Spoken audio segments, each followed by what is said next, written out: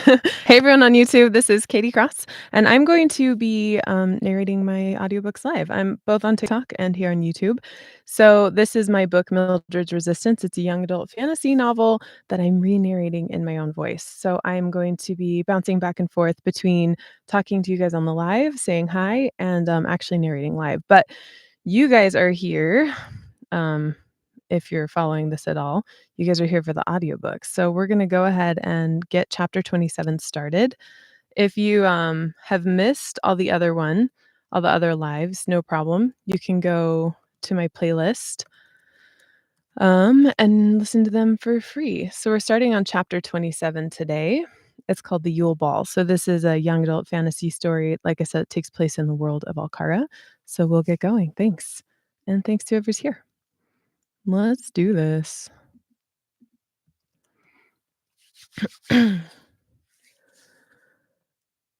Chapter 27, Yule Ball.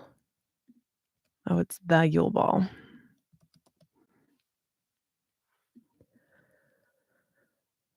The Yule Ball. The pandemonium of the Ashley covens seemed to settle down after the summer, as if escape from the roasting heat reminded witches of their patience and humanity. Evelyn let out a deep breath of relief when the threats of riots ebbed into rumors, and then mere whispers that she imagined remained but couldn't confirm. By the time a cool stream of winter winds and snow settled into Chatham Castle, she turned most of her focus back to social events and left May to deal with the business side of the Ashley covens. Blasted thing, Evelyn said, annoyed by the scratchy feel of pine needles on her skin. She shook the green pointers free from the matching velvet of her sleeve and straightened her white fur collar. All the glimmering gold buttons up the middle of her dress remained aligned, despite her struggle with the evergreen bow. Perfect, she murmured with a smile. I look perfect. The decorations look perfect. This whole Yule Ball is perfect, thanks to me. A pair of hands wrapped around her waist and whirled her around. Grant stood there, the first dance of the Yule Ball whirling in dizzying array behind him. A string quartet sang in the background, guiding the dancers in a beautiful rhythm. Candles and torches lit the room in a warm yellow light, but their wax wouldn't drip on the guests thanks to a complicated spell that Donovan. Oh, sorry, I stumbled over the Donovan. Lit the room in a warm yellow light, but their wax wouldn't drip on the guests thanks to a complicated spell that Donovan had just taught Evelyn that night. She executed it flawlessly, of course. Few magical spells stumped her natural talent.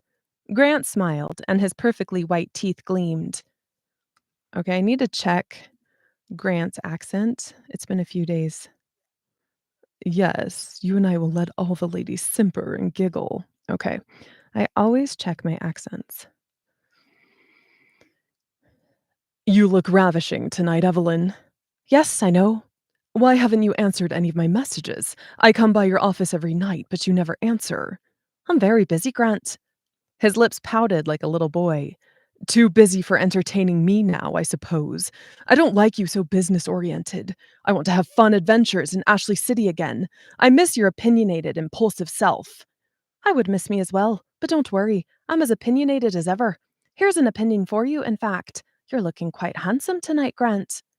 He wore a black pair of pants, perfectly tailored to his slim waist, with a green velvet vest that matched her own dress to a suspicious degree. No doubt he bribed her seamstress to tell him what fabric she'd used, the silly witch. He was always trying to impress her. We are perfect together, he said, reaching into an inner pocket of his jacket for another cheroot. Evelyn scowled and pushed him away. Grant was handsome to a fault, but he inevitably annoyed her after only a few minutes. You would look much more attractive if you didn't smoke so many cheroots, you know. It makes you smell like weeds. My voice kind of like rippled on the weeds. I was like, weeds. It makes you smell like weeds. He laughed, and it rang out as clear and defining as a bell. Really, Evie, it's my one vice. Without it, I'd have to live amongst the gods instead of mere witches. Why aren't you mingling? She asked, inspecting the room over his shoulder. I need this to be the most successful ball of the year. Donovan entrusted it to me because Nell is in the midst of another depressive episode and couldn't organize anything. You are so beautiful tonight, I simply couldn't help myself. He moved in closer, clearly intent on nuzzling her neck, but she sidestepped him.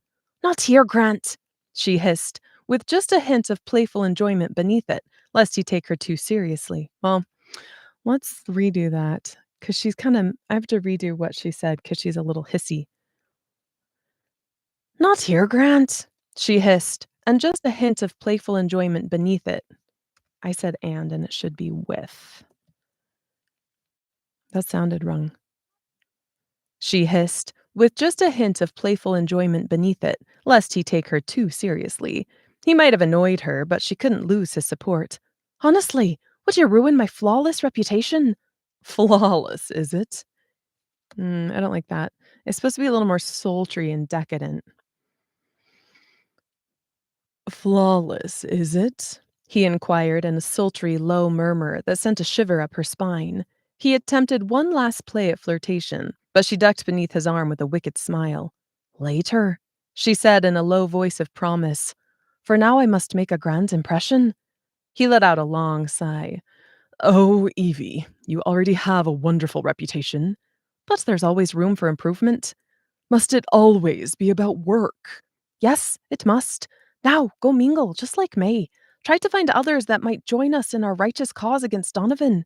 I've already secured the loyalties of Rand, Eddie, Gloria, and Milton D'Angelo, amongst a few others. Wayne over the Northern Covens is my next conquest. Butter him up somehow." Grant straightened his perfect bow tie. "Anything for you, Evie," he replied dryly, though she sensed an undercurrent of impatience in his tone. She brushed it aside. He'd endure. He always did, for she was worth the wait. Evelyn moved to the top of the ballroom to survey her work. Boughs of evergreen hung at even intervals along the walls, joined by looping ribbons of red velvet tied in a bow at the bottom of each wreath. Freshly washed crystals sparkled across the tables. "Wonderful." She sighed in relief. Even May had approved. It was exactly as beautiful as she had imagined it. Nothing feels as good as having everything work just right. If there was one thing Evelyn did right, it was parties. "It's lovely, Evelyn," Stella declared, walking up with a wide smile and bright eyes. A round bump stuck out from underneath her silk dress, laced with deep red ribbons. Dale, wearing his guardian uniform, hovered at Stella's side, admonishing her at every other step to "Be careful! Don't jostle the baby! Watch that rug!" "You look wonderful, Stella." Evelyn kissed her cheek. "Even with that baby sucking the life out of you, and Dale dictating your every move." Stella smiled, and Dale blushed. "Thanks, Evie," Stella said, laughing. "He's just concerned for me." Despite her pregnant radiance, a definable fatigue showed in the bags under her eyes. Evelyn felt a flash of worry for her friend. "Are you all right, though, Stell?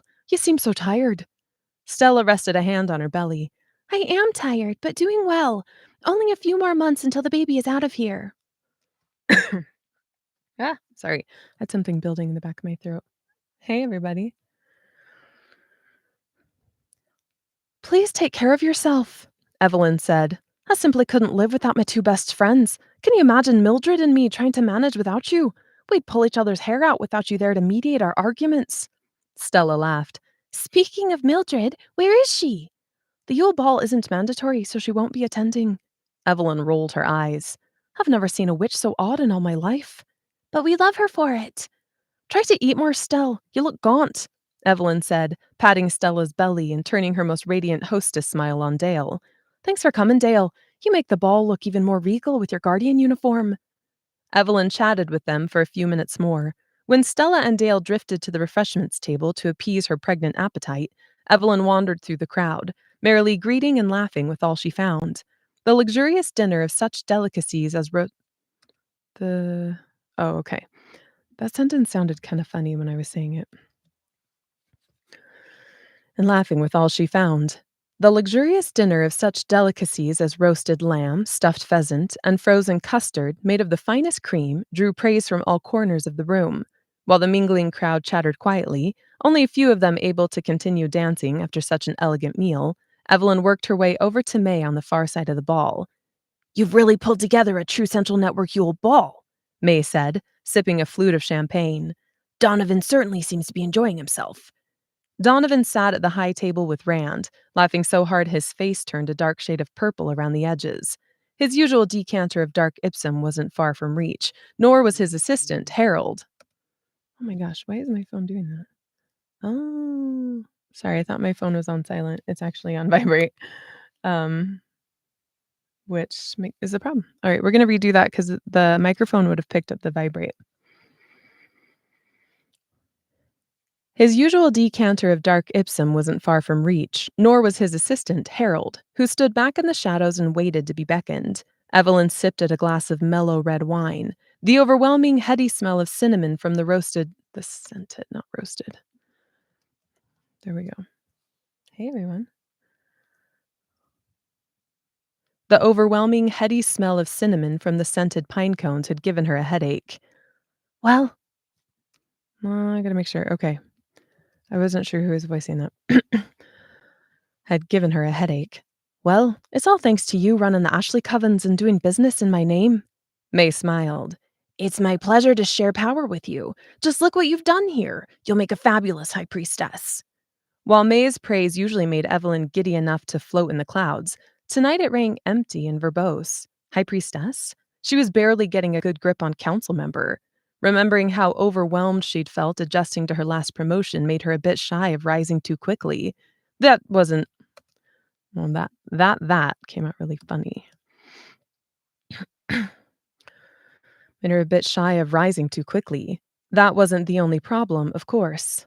Evelyn's stomach trembled when she looked at Nell's empty place at the high table. For Evelyn to become high priestess, Nell could no longer exist. She still couldn't quite convince herself that was okay, no matter what May said. Thank you, Evelyn finally murmured, realizing May was waiting for a retort. She ignored May's studious gaze, not wanting to explain her sudden melancholy. The massive Yule log, the biggest the castle had ever seen, still burned bright in the expansive fireplace that kept the room warm. Just a few more hours before it would peter out. They would gather the ash into small parcels and distribute them to the attendees for good luck. Evelyn wondered idly if she'd take one. She didn't believe in luck. She believed in influence. It's almost time to extinguish the candles and gather around the fireplace, Evelyn said after her thoughts ran their course. I'll be happy when this is over, and I can get back to handling normal business in the covens. May smiled. I didn't mind running the covens for a while, Evie. We're partners after all, aren't we? Yes, Evelyn said with a smile, though she felt uneasy at May's willingness to include herself in everything she did. Modern day Esmeralda's really. Thank you for coming, and for your support. I shall go inform the butler he should begin the final ceremonies of the ball. I'd say it's been a rousing success that Donovan won't be able to ignore. Perfect. All right, that's the end of chapter 27. It's actually a great deal shorter than I expected, which is fine. It kind of helps things move more quickly when they're quick. So I just type in the stem um, for the next chapter, and then we are on our way to chapter 28, which is going to switch our POV. Um, hey, everybody on YouTube. Okay. Let's see. 28 is titled I Want More. Looks like we're over here. Hi, Harry. Thanks for coming, guys. Let's do this. I want more. Oh, this is a really moving chapter. I really like this one. Chapter 28. I want more. Mildred received an urgent message on the Solenda during a snowy evening in the second month of winter. Since she was involved in her intermediate potion-making class, she ignored it at first, but her finger heated so quickly and with such intensity that she finally glanced down at her hand. Excuse me, she said, touching the Solenda so that the message faded. I must leave. Lavinia will duplicate my lecture notes and pass them out to you. She glanced at the corner of the classroom, and Lavinia nodded. Please accept my apologies. She transported away, leaving a confused classroom of 15 without any further explanation. She arrived in Stella's apartment, right outside her bedroom door, rapped on it, pushed it open to admit herself, and found an astonishing, unexpected sight. A cauldron of boiling water bubbled in a bright fireplace. Dark shadows danced on the wall. A woman as short as Mildred, but twice as wide, bustled around Stella's bed, adjusting the pillows, checking Stella's pulse, and humming under her breath. Rather than a calamity of screams of pain and blood dripping on the floor, which Mildred expected when a witch went into labor, the scene was so calm that if Stella hadn't looked miserable and flushed, Mildred would have asked for tea. Oh! Stella cried, reaching hand out to her. Oh, Mildred, I'm so glad you're here. The contractions started this morning, but I didn't want to alarm anyone. It's too early, isn't it? Mildred asked. Yes, Stella said. By at least a month, but the midwife thinks it might be all right. Mildred grasped Stella's sweaty hand. How's it going? Dale. Stella stopped, clenched Mildred's hand, held her breath, and moaned. Mildred knelt down at her side until the contraction passed. That was 2 minutes, Stella, the midwife said, pushing Mildred aside to wipe Stella's face with a cool washcloth. It's getting closer. No, Stella gasped. Dale isn't here. Did you send for him? Mildred asked, and the midwife nodded. I sent Martin after Dale, Stella said, her bottom lip trembling. But he just wrote to say they can't find him yet. I won't do it without him, Mildred. I won't. I'm sure Martin will find him. What if he doesn't? I won't have this child without Dale. I'll cross my legs. You may have to do this without him, Stella. I can't. You don't have a choice. Stella pressed her free hand to her eyes and sobbed. I don't want to. Can't I wait another day or two? No. Where's your mother? She just transported home for a minute to eat a quick dinner. She's been at my side all day and said she'd be right back. But I just. Oh! Stella squeezed Mildred's hand in an impressive death grip, her face turning red as she endured another contraction. The midwife smiled as she trundled past, a pile of towels in her arms. Why hasn't my mother returned? Stella cried. It's been 10 minutes already. I won't have this baby, Mildred. I refuse. It hurts too much already. Too bad, Mildred said. You must have this baby tonight. You cannot wait another day or two. You can do it, Stella, whether you believe me or not. Stella, still teary, fell back against the pillows to rest until the next round. Her mother, Agatha, arrived moments later, and the final minutes of Stella's labor progressed in what felt like seconds. Suddenly, the midwife shoved Mildred out of the way, handed Agatha several clean towels, and barked orders to Stella like a captain of the guards. Get the scissors, she bellowed to a red-faced assistant that had transported in. She's ready to go. Mildred paced back and forth at the end of Stella's bed, giving the frightened, panting mother-to-be firm glances meant to impart strength. She'd never felt more stressed in her life. How could she support a woman in the middle of labor? What if something happened to Stella? The thought of anything bad happening to either of her friends rarely crossed Mildred's mind, and the idea terrified her now. Okay, Stella, push when I say, the midwife yelled, and Mildred expected her to hold a flag in the air at any moment and declare war. Let's bring this baby into the world. The door to the bedroom slammed open. Stella! Dale rushed across the room and dropped to his knee at her side. Dirt streaked his broad face, and his eyes were drawn with fatigue and worry, but he stared at Stella as if nothing in the world could have stopped him from coming. I'm so sorry. I knew you would make it, Stella cried through a moan. I knew it. Stella grabbed his hand, clutching her swollen belly with her free hand. Mildred shrank back. With Dale and her mother there, Stella didn't need Mildred. She should leave, but couldn't tear herself away. Stella, gritting her teeth together and gazing deep into Dale's eyes, nodded once. Okay, she said, panting and crying and laughing at the same time. Let's have our baby. Now, the midwife cried. Give a good push now. Mildred retreated farther into the shadows, but didn't leave until she heard a weak, wonderful cry and saw a slippery baby placed in Stella's arms. In between Stella's laughter and Dale's cry of, It's a boy! Mildred opened the door and slipped into the hall. Once in the cool air and dark safety of Stella's apartment, she pressed her back to the wall, let out a sigh, and closed her misty eyes. Are you all right, my dear Millie? Ooh, sorry, got a little cough there. Hey, everybody. Are you all right, my dear Millie? Martin asked. He was leaning against the wall, arms folded across his chest, gazing on her with a worried expression. He must have transported back with Dale. Oh, Martin, she whispered, her voice tremulous. How absolutely marvelous for Stella. She can live her life in ways I never will. Martin stepped forward and enveloped her. Enveloped. I always say enveloped and it's enveloped. Martin stepped forward and enveloped her in his strong arms. Mildred folded against him, sobbing.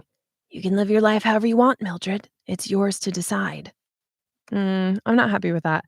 I went a little too into Mildred's cadence. Martin's is much lower and steadier. You can live your life however you want, Mildred. It's yours to decide. I can't give my career up. I'm not strong like Stella.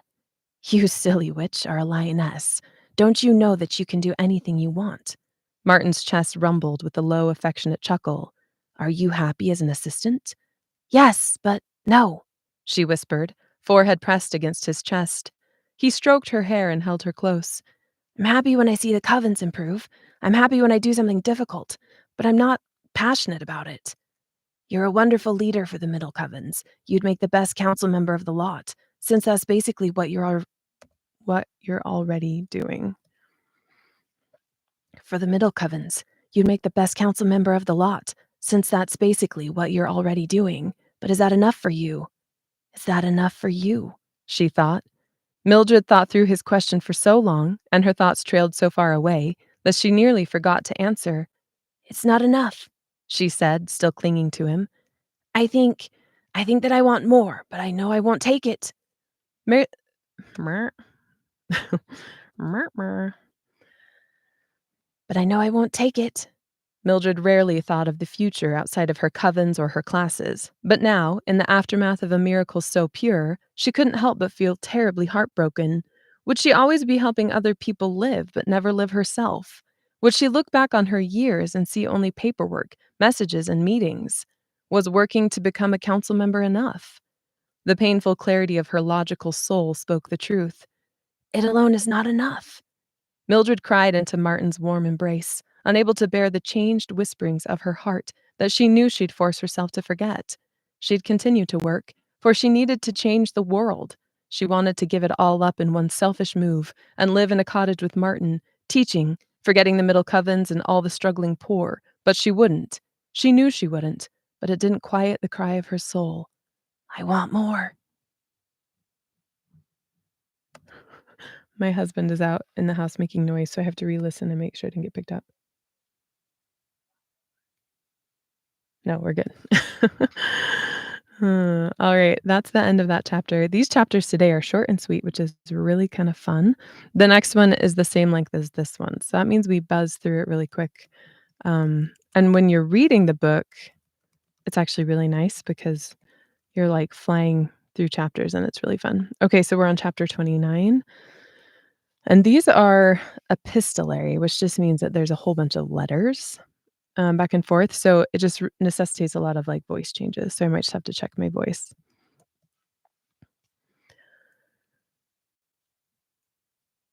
Chapter 29. The New Law. Second month of winter. Dearest May, Porter's become a real nuisance lately. Have you noticed? I feel as if I see him everywhere, which severely limits my interactions with our supporters. As I don't trust the servants, he probably hires them as spies. I don't feel safe discussing our plans at the castle. For the past year, I've been intently studying the laws written by Esmelda. I didn't realize how detailed and extensive her law was. Nevertheless, I press forward for the good of all those who shall benefit from our hard work. I've already begun a first draft to send for your approval. It should be finished by the first month of spring. Your friend, Evelyn. Third month of summer. Evelyn. I read over the second draft of the law you've written and saw many glaring mistakes, some of which you didn't fix from the first draft. I attribute this to how busy and inexperienced you are. Do you see now why it's so important that I know all the decisions you plan to make regarding the new central network? Without someone to check you, you're prone to make mistakes in your excitement. You are still so very inclined to flights of emotion. Together, we will build a great network. Let's chat over my suggestions during your 26th birthday tea next month. We'll start with the most obvious problem, your desire to keep the covens. That is a horrid idea. Splitting up the central network into semi-private sections of land that we'll distribute amongst our supporters is the best choice. For now, let's call the supporters rulers. Dividing the central network into parcels of land will allow you to collect the greatest tax flow from the rulers. It will be easier for them to control the poor as well. I'm thinking that the rulers will pay 50% taxes to the highest which will first be you, not be you first. 50% taxes to the highest which will first be you, my darling, the actual owner of the land, as written in the new law. They can then do whatever they like with the other 50%. Of course, the network won't have to worry about things like highways. The rulers will deal with that on their own land. As I said, let us discuss this more in greater confidence later. Yours, May. Second month of winter. Dearest May, I've revised the written law twice, as if it's as you've instructed.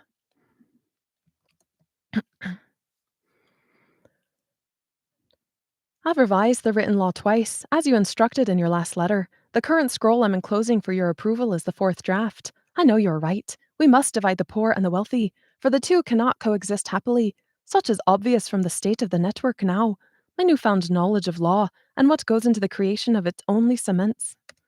Sorry, that cadence was a little weird. Obvious from the state of the network now. My newfound knowledge of law and what goes into the creation of it only cements what I've always known. We need justice and order before mercy. Nell has taken to another depression. I'm both saddened and exhilarated at the same time.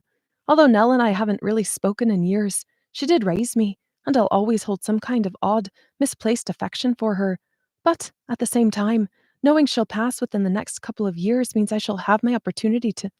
Sorry, that cadence was off too. It's a longer sentence than I thought. But at the same time, knowing she'll pass within the next couple of years means I shall have my opportunity to really improve the network at last. You know how I hate waiting, and I feel. And while I feel, oh my gosh, sometimes I get in a roll and I just can't keep it going right. You know how I hate waiting. And while I feel some trepidation at the thought of becoming High Priestess, I also feel confident I'll figure it out. As you mentioned at tea last month when we decided land laws at your school, between my social status, the complete trust Donovan's shown in me, allowing me to run all of the social events at Chatham Castle, and my youth and exuberance, how could I not be chosen as the next High Priestess? It is delightful to write that in words. Sincerely yours, Evie. First month of summer. Dear Evelyn, the sixth draft of the new law is the best so far. I believe this is what I was wanting for the network, although I do feel we need to look more into water distribution. Start researching how it's been done historically, and I shall check the imports and exports we shall expect from each parcel of land. Are you still coming by this weekend to work on a final layout of the land distributions? I think we should have 20 total. It's a round number and easy to remember. Not to mention that it gives you room for 20 rulers, to whom you can promise wealth and prosperity in exchange for their support for your plan. Our plan. Actually, that's really important. Your and our look the same so much. Gives you room for 20 rulers, to whom you can promise wealth and prosperity in exchange for their support for our plan. I'll be late to work Monday morning. I need to stop by Milton D'Angelo's vineyards in Ashley again. He's decided to close the vineyards for good due to a lack of currency and a fresh round of disease. The poor are about to revolt with violence, so I may imprison many in your name. We'll need to discuss the process for finding a replacement highest witch in the new law. Let's plan on it in 2 months, when you come for your 27th birthday tea at the school. Your assistant, May. Third month of fall. Dearest May, can you believe it? I think the day has finally come. The ninth and final version of the law of the new central network is enclosed for your perusal and approval. I never dreamed it would take so long to address the little details. Surely, after so much work, there are no witches more fit than us to bring the central network out of widespread violence and into a better place. I'm going to take a nice long break now while you critique it, at least a month. As it's the final edition, handwritten by me, I believe you'll find everything in order. My brain is so fried I can barely stand it. I'm off to have dinner with my friends. Stella is coming into Chatham City with her son, and Mildred and I are meeting for dinner. Meeting her for dinner. With her son, and Mildred and I are meeting her for dinner. I haven't seen them in months because I've been too busy working with you on the new leadership structure for the Guardians. I do miss them, actually. I've been thinking about your request to separate myself from Stella and Mildred, but I'm not sure I can. Why must I? They're my biggest supports. Mildred and I argue over our differing opinions, of course, but I argue with anyone that isn't you or Stella. They've stuck by me through so much. Always, Evelyn. Third month of winter. Evelyn, I'm concerned about your continued uneasiness in distancing yourself from your friends. Why do you cling to them? Stella has no influence whatsoever now that she gave up her career to be a mother. And Mildred, well, let's face it, Mildred is arrogant, severe, and aloof. Don't you remember the rumors that she used to advocate for teaching the servants? I hardly think we'll find an ally in her. Your unwillingness to do everything you can to turn this network around, even at personal sacrifice, has me worried. May. First month of spring. Dearest May, what if I can prove to you that my friends would be loyal to me? Would that allay your fears? Stella will be easy enough, as you said, but I think you're too hard on Mildred. She'll see my side now that she's worked in the covens with ignorant witches who don't want to better their lives. All her high-handed opinions before were based on ignorance, I'm confident. Mildred and Stella are my best friends. They shall support me when the time comes. I will prove it to you. If they do not, I will make a vow next time we meet to ban them from my life. Always, Evelyn. First month of spring. Evelyn, I shall hold you to that vow. May. Second month of summer. Evelyn, I dare not address this out loud at the castle, though I desperately. Oh, my dogs are barking. Um, Actually, we'll just check. Hey, everybody. Hey, Sammy. Thanks for coming in, you guys. I just have to wait for my dogs to stop barking. Sounds like they did. We'll try this again. Second month of summer. Evelyn, I dare not address this out loud at the castle, though I desperately wish I could. How I looked forward to the day. I said looked, and it's look. I add ed onto like everything. How I look forward to the day when you and I don't have such secrecy. Ugh, I hate this. Just this out loud at the castle, though I desperately wish I could. How I look forward to the day when you and I don't have such secrecy. I've just heard that the High Priestess has fallen ill in her latest depressive episode. I believe that it shall only be a few more weeks before she passes. Although I trust that you're doing all you can, I must beg that you speak with your supporters to establish a plan. Donovan must choose you as High Priestess. You've already chosen the 20 rulers for the new central network. Now is their time. Ugh. I hate it when my nose is just. Choose you as High Priestess. You've already chosen the 20 rulers for the new central network. Now is their time to earn that right. Though we won't be able to institute the new central network until Donovan dies and you're made highest witch by the appearance of the Esmeralda scrolls, we must have it ready. You cannot work on the new law under Donovan's nose. You may well be caught. Brace yourself, Evie. Your time as High Priestess is coming. I suspect before your 28th birthday. Your assistant, May.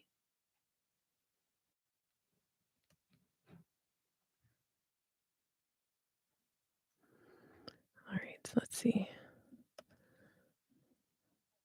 I'm just checking it.